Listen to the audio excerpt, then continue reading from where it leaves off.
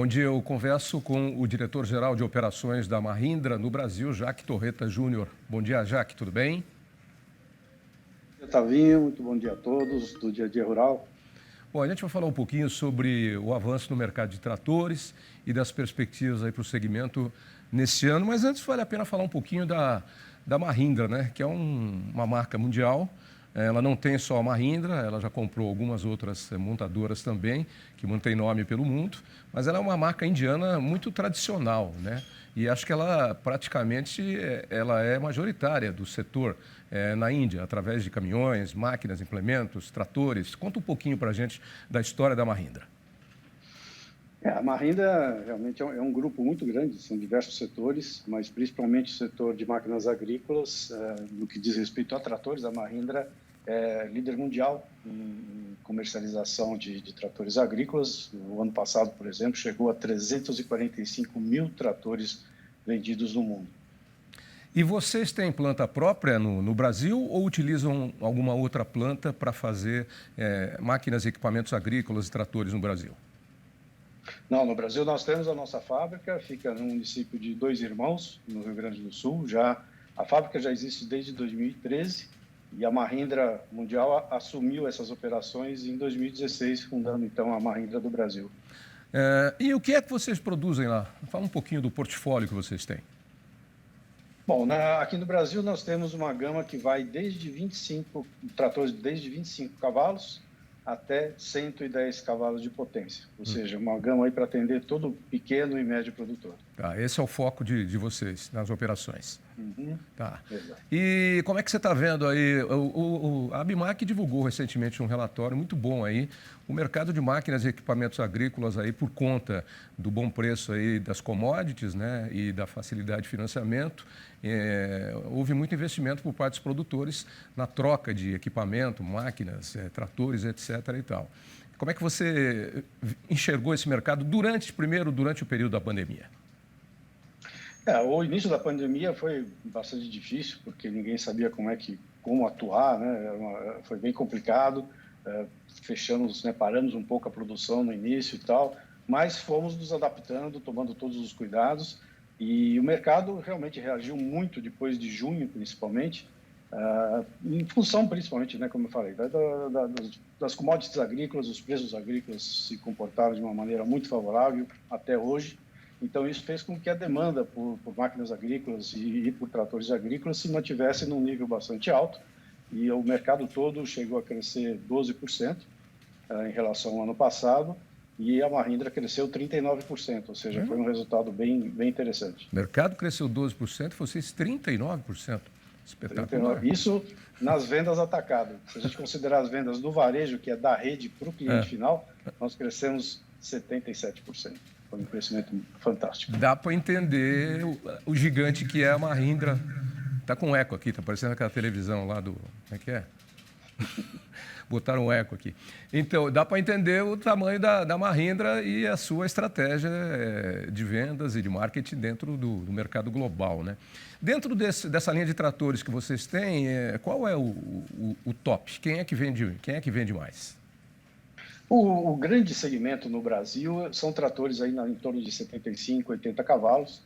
Nós temos pelo menos dois modelos e outras versões também nessa faixa de potência. Então, o modelo mais vendido hoje seria o 6075, que é um trator de 80 cavalos, um lançamento, inclusive, recente e nacionalizado da Mahindra aqui no Brasil. Essa linha de tratores e de equipamentos, ela recebe aí benefícios de programas do governo para incentivar e melhorar a produção no campo, troca de equipamentos? Sim, na verdade, todos os tratores nacionalizados, né, para você ter acesso às linhas de crédito de Pronaf, de Moderfrota, Pronamp, você precisa ter a nacionalização do produto em pelo menos 50% do custo desse produto. E, portanto, os nossos tratores, né, principalmente nessa faixa de 80 cavalos, nós temos produtos já nacionalizados há bastante tempo e disponíveis para serem comercializados através de Pronaf e Pronamp, principalmente. Bom, o mercado de commodities continua bom, né? Os preços são muito bons aí para o produtor, o dinheiro está entrando, está ruim para o consumidor, né? Mas nós temos aí um prolongamento dessa pandemia da Covid-19, que aparentemente já se imaginava que nesse começo do ano, aqui com a chegada das vacinas, a coisa fosse tranquilizar. Mas não tranquiliza coisa nenhuma. Estava vendo um dado do El País da Espanha, inclusive, hoje de manhã em casa. A Alemanha teve o seu pior dia de volta ontem, com 30 mil casos novos e 300 mortes. E olha que a Alemanha é um país de população bem menor que o nosso, né? E mesmo assim já teve muita gente vacinada, né? Tomou as 2 doses e olha a situação. Como é que você acha que vai ficar esse ano? O mercado deve continuar aquecido aí para máquinas e equipamentos agrícolas, tratores? A situação da pandemia realmente é bastante preocupante, mas principalmente eu acredito que o agro não parou, na Sim. verdade, nem pode parar, né? Porque é a alimentação, é a renda que vem para esse país, está através do agro. Mas a gente imagina que ainda durante este ano, em função das boas condições de mercado, se a gente não tiver nenhum grande problema climático e tal, o mercado ainda pode crescer aí entre 5% e 7% sem problemas, né? Mas vai depender muito também, Tavinho, e esse é um ponto importante, na questão de disponibilidade de matéria-prima. Hoje é um gargalo da indústria de máquinas agrícolas e outros setores também, mas é muita dificuldade na obtenção de componentes, tanto no mercado local como para importação. Isso é que então, isso vem preocupando bastante. Eu ia te perguntar, o que falta? É componente produzido no mercado nacional ou o que a gente chama de tecnologia importada, que é embutida, né, nos equipamentos? Na verdade, os dois, né? Porque no mercado local, os nossos fornecedores sofrem com a escassez de matéria-prima, né? E, logicamente, o aumento do custo dessas commodities, né? O ferro, aço, por exemplo, 120% de aumento em 12 meses, é uma loucura. E aí foi acompanhado por borracha, vidro, plástico, né? Se olhar um trator, ele é 90% metal, borracha e plástico. Então, Isso é verdade. complicado, né? Então, é um aumento de custo que vem acontecendo na indústria, muito difícil de você conseguir repassar para o cliente final, né? Apesar de toda a renda agrícola ter sido muito boa e a perspectiva é de que continue sendo, esse aumento de custo que a indústria vem sofrendo é muito forte, né? E é um fator que preocupa não só o próprio custo, mas também a disponibilidade de componentes para a gente fazer frente à demanda do mercado. Já que brincando um pouquinho, a sua empresa pode crescer 39% em um ano, mas se o preço do seu trator crescer 39%, teu consumidor, teu cliente vai sair correndo, não é só você. E tem um outro aspecto também, que é, por exemplo, a indústria de máquinas e equipamentos foi muito bem durante a pandemia, porque você citou bem aí, o agro não para e não pode parar. Ontem ainda, o Odacir Klein, que participa às quartas-feiras aqui do nosso programa, falando aí de Porto Alegre, ele falou da importância do agro não parar, porque inclusive para as doações de alimentos que a gente precisa fazer nesse momento, para muita gente que precisa perder o emprego e tal, está recebendo aí R$150 de auxílio do governo, é pouco, mas é o que tem, né? Para muita gente, essa doação, inclusive, depende do plantio no campo e da colheita. Então, acho que também nós temos aí uma condição de falta de vacina, falta de insumos, uma condição muito precária da saúde brasileira, que só piorou com a pandemia ainda, porque o alvo fica específico na pandemia. Mas eu acho que os governos aí, ou prefeituras, deviam dar uma prioridade para vacinar também as pessoas que estão produzindo no campo, né? Dar uma antecipação nisso, né? No campo ou nas agroindústrias. Eu acho que valeria a pena, né? Você tem razão, eu concordo, e eu acho que, inclusive, se a gente avaliar, né, o impacto que a pandemia teve no agro, né, nas diversas commodities e produtos agrícolas, quem mais sofreu durante a pandemia foi justamente o pequeno e o médio produtor. Exatamente. Quando a gente fala do setor de HF, por exemplo, né, o consumo caiu muito durante a pandemia, agora começa a se recuperar, mas ainda é difícil. Então, a gente fala muito, né, de renda no campo e tal, mas está muito voltada para as commodities de exportação. Quando a gente olha para a produção de alimentos, né, do dia a dia, né, da nossa população, precisa ser dado realmente uma atenção muito especial para esse agricultor que está realmente produzindo o alimento, né, para essas cestas básicas, né, para fazer a população continuar tendo um nível de vida alimentar e um nível de vida razoável durante essa crise, né? Bom, você que está assistindo aí a minha entrevista com o Jaque, esse HF que ele falou aí não é nenhum modelo novo de trator da Mahindra, tá? É o Hortifruti. Ô, Jaque, aproveitando, aí você falou do problema da escassez de matéria-prima, né? Não é exclusiva da sua área, todos os setores aí sofrem, até a indústria de embalagens, de papelão sofre, embalagens de perfumaria, todo mundo está correndo atrás aí e não sabe onde é que vai buscar. Mas tem um fator importante que é preciso pensar também, né? Como houve uma procura menor e uma venda menor e vários setores ficaram colapsados aí e pararam de consumir ou diminuíram o consumo, a produção de matéria-prima também foi reduzida na indústria, né? E agora, mesmo que você volte ao normal, esse normal não volta da noite para o dia. Quer dizer, tem um período pós-pandemia aí onde vai imperar ainda por um bom tempo essa dificuldade de conseguir matéria-prima.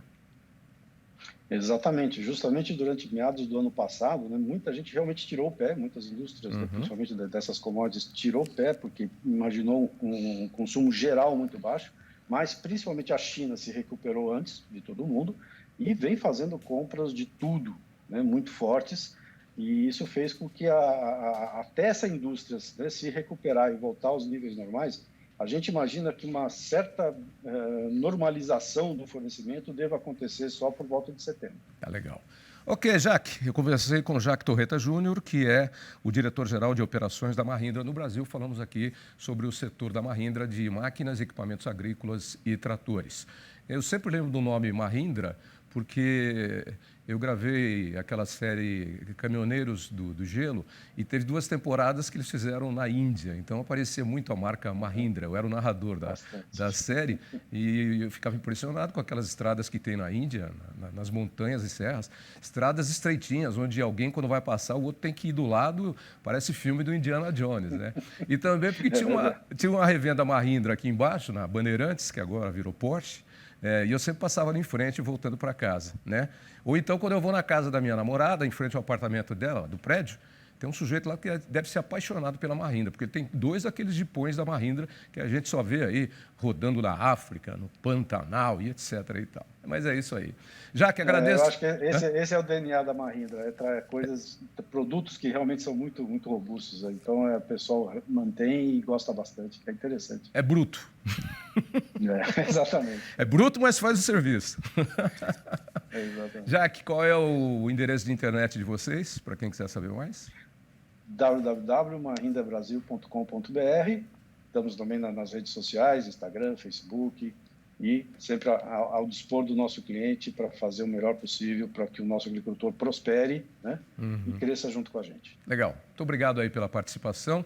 A gente volta a falar aí mais para frente para ver como é que andou o mundo, né? Que não é só o Brasil, né? É o mundo que está andando aí de cabeça para baixo. Ainda bem que alguns setores estão sobrevivendo, né? A gente também está sobrevivendo aqui, mas infelizmente a gente tem que dizer que muita gente, muito setor foi penalizado drasticamente e as pessoas tiveram da noite para o dia, porque ninguém imaginava que isso ia acontecer mundialmente, da noite para o dia tomar algumas providências na vida e mudar de rumo sem que tivessem se preparado. Mas ninguém é preparado para um negócio desse, né?